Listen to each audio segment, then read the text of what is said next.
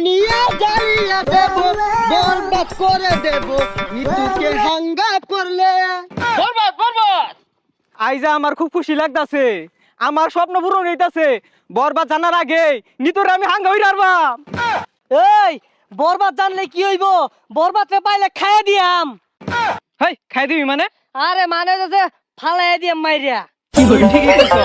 আগে নিতরে হাঙ্গাটা কইরা লই, তারপর আমি মারামারি। নিতুরে যে বিয়া হইব ওর জীবনটা বরবাদ করে হারবাম। জিল্লু মালদা রেডি কর।